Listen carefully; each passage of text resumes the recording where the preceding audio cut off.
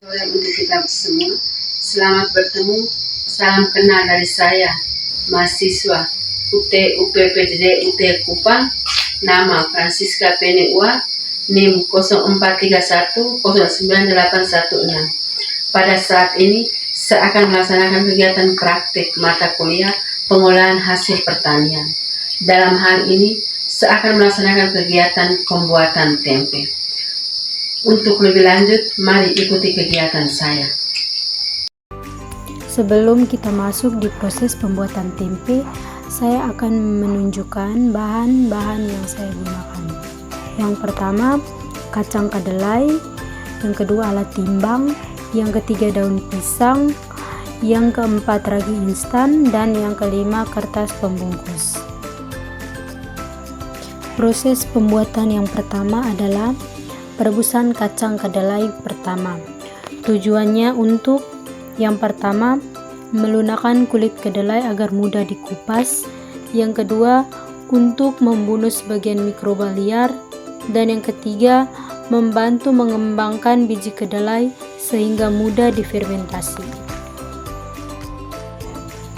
Setelah perebusan pertama, kita akan masuk ke proses yang kedua, adalah proses perendaman.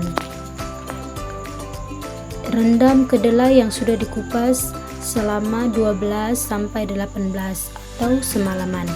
Selama perendaman kedelai akan sedikit asam. Ini baik untuk fermentasi.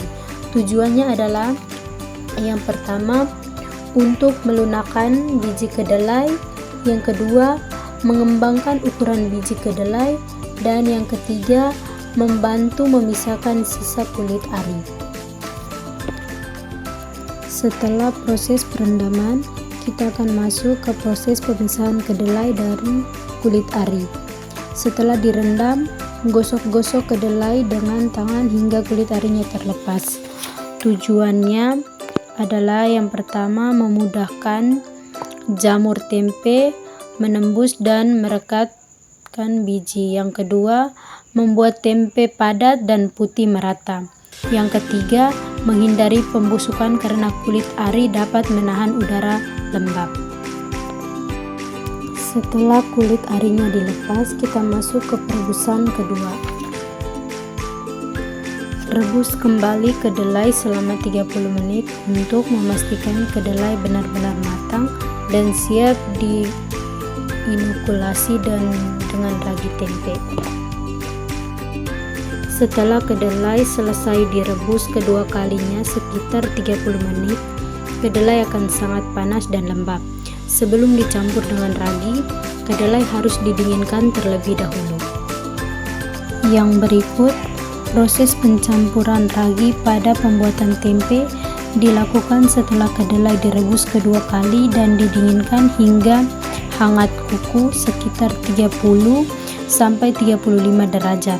Tahapan ini bertujuan untuk memasukkan kapang Rhizopus oligosporus ke dalam kedelai agar terjadi fermentasi yang membentuk miselium putih perekat biji kedelai. Kedelai yang telah tiris dan tidak terlalu basah ditaburi ragi tempe sebanyak 1-2 gram per kilogram kedelai. Kemudian dihaduk hingga ragi tercampur merata. Setelah ragi tercampur sempurna, kedelai siap untuk dibungkus menggunakan daun pisang atau plastik berlubang dan difermentasikan selama 36-48 jam hingga terbentuk tempe yang padat dan berwarna putih. Setelah proses pencampuran ragi, kita masuk ke proses pembungkusan pada tempe. Proses pembungkusan pada tempe dilakukan setelah kedelai tercampur merata dengan ragi tempe.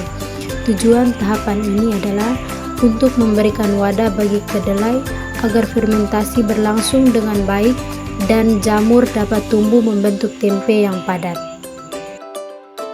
Setelah dibungkus, kita masuk ke proses peran atau fermentasi.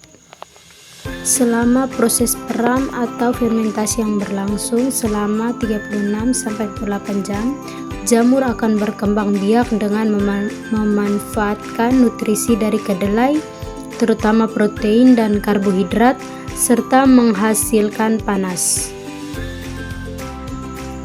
Dalam 12 jam pertama, miselium mulai tumbuh halus di permukaan, kemudian secara bertahap menyebar ke seluruh bagian hingga tempe menjadi padat dan berwarna putih.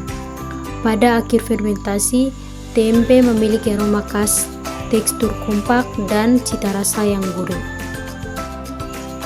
Setelah proses fermentasi selesai dan tempe sudah matang serta padat, tempe dapat langsung diolah sesuai keinginan, seperti yang ada pada foto.